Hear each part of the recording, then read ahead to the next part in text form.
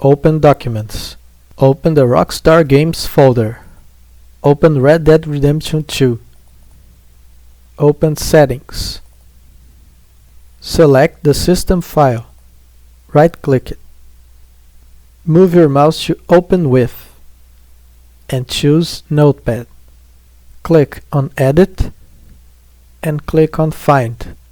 Write API and press Enter. Scroll down. Select the Vulkan word and write DX12.